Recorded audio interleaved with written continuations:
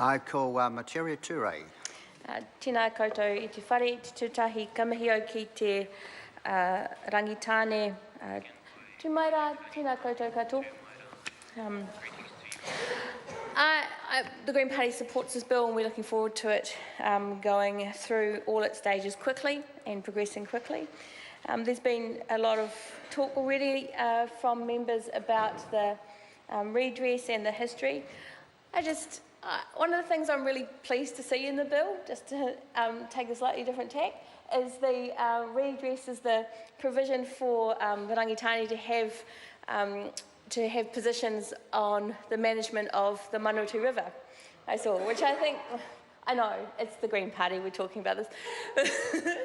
I'm like, yes please, more Māoris in the management of our rivers, please. That's a great first step in the protection of our awa. And so, I'm a river kid. This is how we grew up. My dad, when we were living in Ashurst, my dad would come home from work and he had this really great Kingswood station wagon, and he would pick us up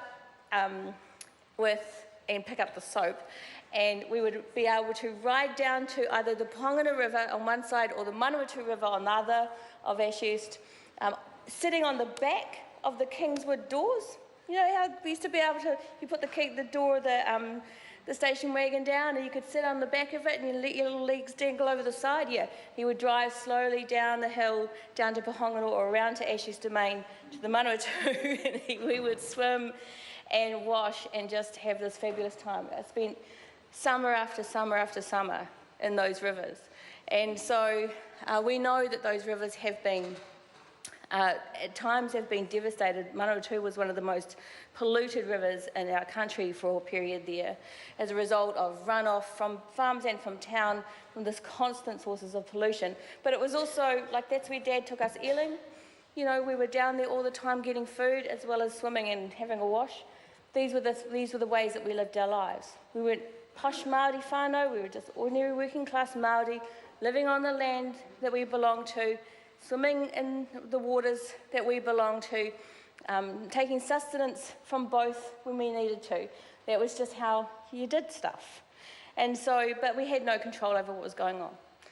And now, at least one step towards that in this bill is Rangitāne having a much more involvement in the protection of those awa, the awa that give us life, the awa that are such a joy for ourselves in the past and for our kids and grandkids well into the future. So, it's a small part of the bill, and there's a lot of description in the bill about the cost to Rangitāne of the confiscations, of the sales, of the failure to deal with the reserves effectively, all of those things. But there are good things as well that will prove enormously beneficial for Rangitāne themselves and for the wider community and for the environment. So I just wanted to highlight that. There's some great things that are going on with this too. And finally, I just want to acknowledge Hinari Kani, who was involved in the negotiations.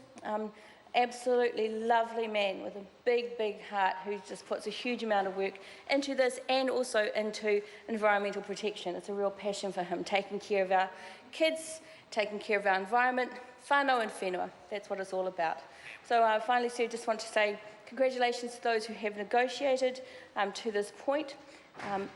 There's a little bit more work to go, but it's the last end of the process. And I'm looking forward to our participation on the Māori Affairs Select Committee as we see this bill through. Kia ora koutou katoa.